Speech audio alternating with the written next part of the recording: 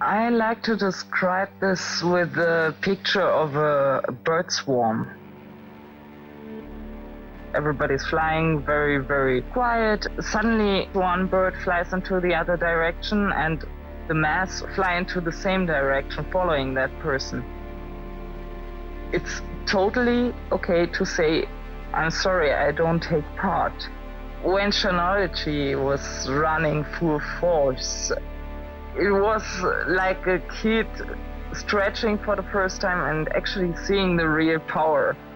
If you had asked me all throughout 2008 and most of 2009, is the politics of Anonymous always going to be sutured and hinged to the Church of Scientology? I would have said yes. And it became unsutured, unhinged, when a different political wing was born in 2010.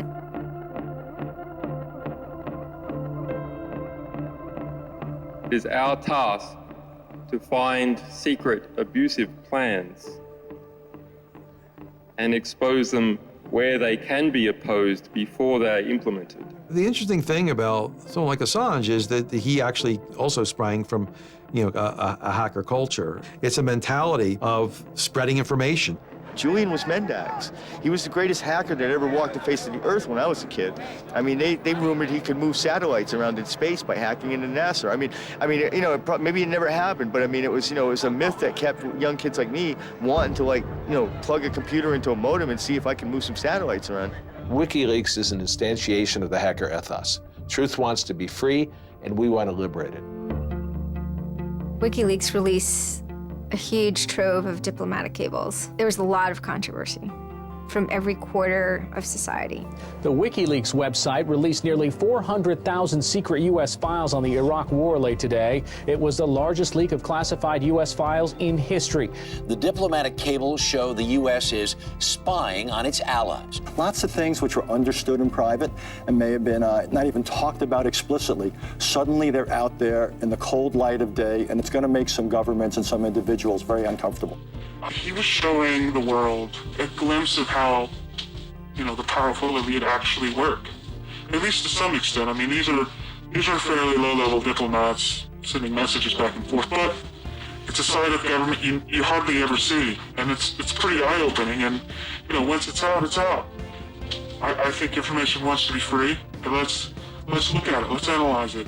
It's important that we know such stuff. It's important that we know what our governments do, and if they don't tell us, then somebody has to. There was one particular moment that really sparked the fire, and this was when PayPal, MasterCard, and Amazon pulled services for WikiLeaks. So all of a sudden, there's no way to actually process donations to WikiLeaks. And then people went and found neo-Nazi groups. Visa and MasterCard were perfectly fine with you being able to PayPal, being able to make donations to them. But WikiLeaks, no. I think WikiLeaks is doing a good thing. It's just a total hypocrisy. They got their little fucking banking mafia to fuck, WikiLeaks over. People were incredibly angry. There was a real sense of rage. I think there was a sense that WikiLeaks was exposing the lies that the government had told to the people, and that the government was desperately trying to make sure that those lies weren't exposed. And there was just an intense, I can only call it fury. Anonymous very quickly moves into an attack mode. Anonymous DOSed PayPal. They were pissed. Cyber protests, sit-ins, however you want to look at it. DDoS is a tool that is a big giant, it's like driving a finish nail in with a sledgehammer. The numbers of participants were massive, massive. And they managed over the course of a couple of days to disable the websites of MasterCard and PayPal. It was like watching the hack magician finally get a trick right, because you're not expecting it, and then it's magnificent. It was beautiful.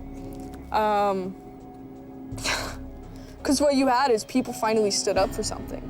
How long has it been since we had a huge, really relevant protest? I'm not talking Tea Party, I want to bring my guns in public. I'm talking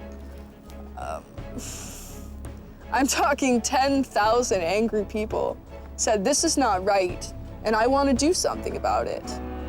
The kind of thing that drives people to something like Anonymous is that sense that their government is going to watch them every moment of the day. And in America, our government is kind of watching us all the time. Like, we now know that with the warrantless wiretapping, we live under constant CCTVs. We have that sense that not only are we being tracked, but it's about to get a lot worse.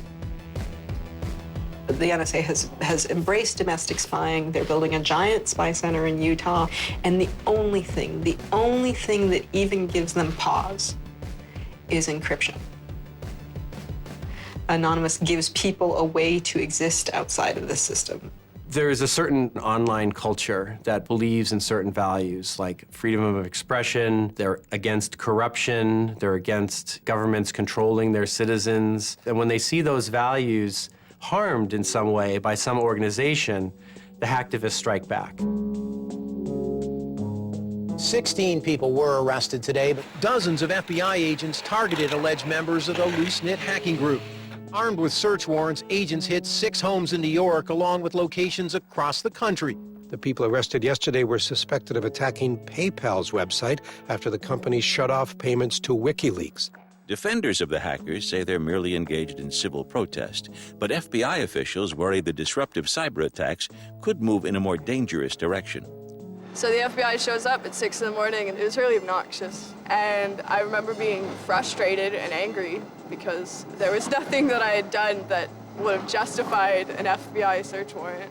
They came and guns blazing, all this other good stuff, busted down the door. I immediately just dropped down on the floor, 180, didn't want nothing. I wasn't trying to fight nobody. Theory of the case is they were, they flooded, quote unquote, a number of people flooded access to PayPal, thereby creating economic distress to a protected corporation. End of story. This is not a case involving identity theft, involving outing emails, involving violating privilege, involving theft of services, involving, shutting down business. It is a pure case of internet or cyber sit-ins. I think when Barack Obama gets on television and says, flood the switchboard, shut down the Republicans, send the message, that's legal. And even if you accept what the theory of this prosecution is, it's no different. This is an electronic sit-in at its finest. So what I'm facing is a felony, 15 years in federal prison, and a $250,000 fine. If you're a pedophile, the average is 11 years. That's ridiculous. I mean, you can go molest children and get less of a sentence than you would for breaking into someone's phone. Even if you accept what the government is saying is true, what is important is that people are participating in the process. It is very much the process. It is sitting in an counter in Selma, Alabama, 500 Freedom Riders refusing to allow people to go and sit in at a segregated lunch counter. They write books about that stuff. It is demonstrating at a street corner saying no to a war. It's just a different, it's just a different vehicle. It's the same result. I would never compare myself to people like Gandhi or Dr. Martin Luther King, but they were one person, and they were willing to go out and change the world. And their messages live on every day through everybody. And to not take the chance of having something like that to do is foolish. I only wish we had 50 million Mercedes. I feel a lot more comfortable as a guy getting towards the tail end of his career if there were more Mercedes. There's always going to be legal consequence when you decide to break the law. That comes with the territory. And it would be naive not to expect that. The question is whether the punishment will be proportional to the crime. And I suspect it might not be. People will be watching very closely to see how these cases proceed, on what grounds, and whether there's any room during the trials to think, especially of the denial of service attacks, as a legitimate form of protest. So much of our lives are now configured, at least in part, on the internet, so we better start thinking about how we claim parts of the internet as spaces that we can also protest in. These people are just engaging in civil disobedience. One person sending one one packet to a web server, that's nothing. 100,000 people sending one packet, that's going to bring it down. Do all those people go to jail? Are they all felons? No, they're just engaging in civil disobedience. They shouldn't also have to go to jail for 10 years for it. This is the point in history at which you decide whether or not protesting is possible online. You can stand up and you can say freedom of speech extends to online. We have the right to not be monitored by our government because of our opinions. It's up to you. You're in the position of Huck Finn. Do you remember Huck Finn at the end of the book? He's told he's got to take that slave and give it back. Two things will happen if he doesn't. One, legally, he'll go to jail, because Jim is property. Two, he'll be damned eternally and burned in hellfire, because he's an evangelical environment in Missouri. And Huck smokes his corncob pipe all night and thinks about it, and next morning he says, well, damn it, I'll go to hell then. In other words, he discovered that in order to be an expert at ethics, you had to transcend the legal and sanctioned religious appropriate truths of the day in order to access the meta-truth of both legality and righteousness. Well, hackers see themselves as Huck putting down that corncob pipe and saying, all right, I'll go to jail. All right, I'll go to hell, but I'm going to do the right thing. I suppose the question you really want to ask is, would I do it again? And honestly, after thinking about it, I felt that I did what was right. I had a belief, I still do, that what I did was the right thing, and hopefully someone got some good out of it. You know, I'd love to think that maybe I stopped someone from joining a cult, you know. Probably wouldn't tell on myself next time, but, you know, I don't think I would have changed a single thing other than the whole talking to the FBI thing. Just that little Yeah, just the little detail that kind of changed everything, yeah. I'm angry. Occasionally I have small breakdown moments of terror, but I haven't stopped believing what I believed. I haven't stopped wanting to fight. I haven't stopped caring. Show me what democracy looks like! Show me what democracy looks like! We got sold out! I don't think this whole issue is a technical hacking thing. This is more about human philosophy and psychology. What's motivating us? Why is there so much unrest or disenfranchisement or anger that would lead people to want to take matters in their own hands and join these? Whether you think it's bad or not is irrelevant. It's not going away. I have stood upon the mountaintop known as Anonymous and looked down on a world inflamed with revolution.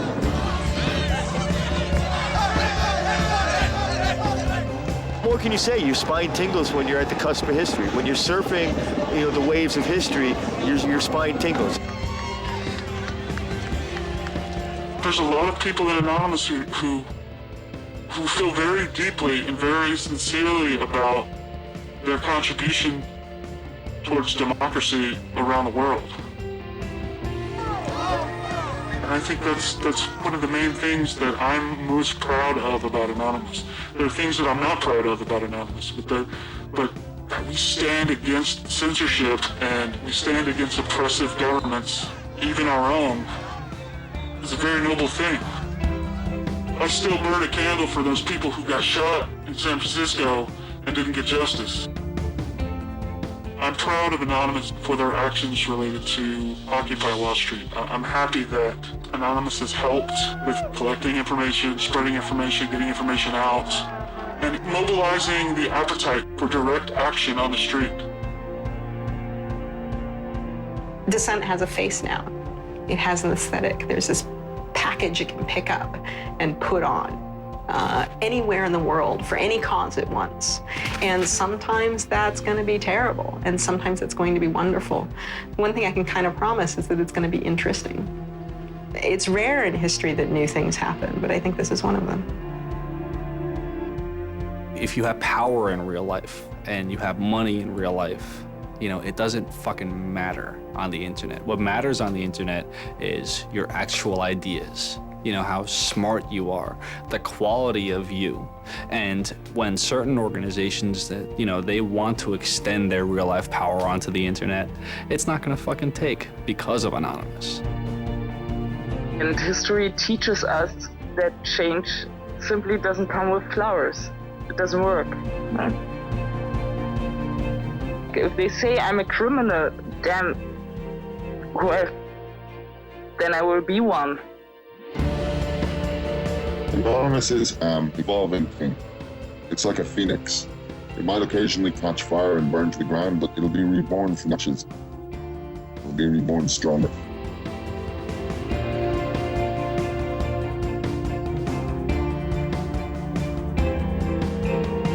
I don't care if you're a Democrat or a Republican or an independent, or if you like Ron Paul, or if you worship pigeons or Scientology, or if you're Catholic or atheist or Methodist.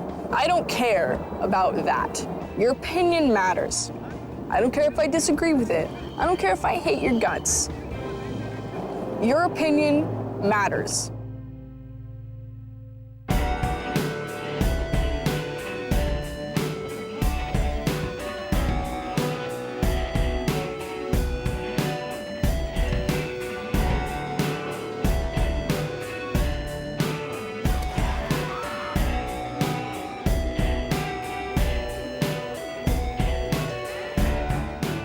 Is there going to be any further action? I mean, does Anonymous intend to prove that they can, in fact, manipulate the Westboro Baptist Church network of websites? What can we expect going forward, Anonymous?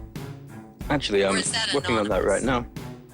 He's working on that right now. Oh, yay. So hold on, I am getting a thumbs up from my producer that there has been a message posted that appears to be from Anonymous on downloads.westborobaptistchurch.com. Anonymous, are you taking responsibility for this? Yep, we just did it right now, this very second. All these other sites are down. We come. There you go. That's so special. Love docos that make you think? Watch more with our iPhone and Android apps or online at sbs.com.au/on-demand.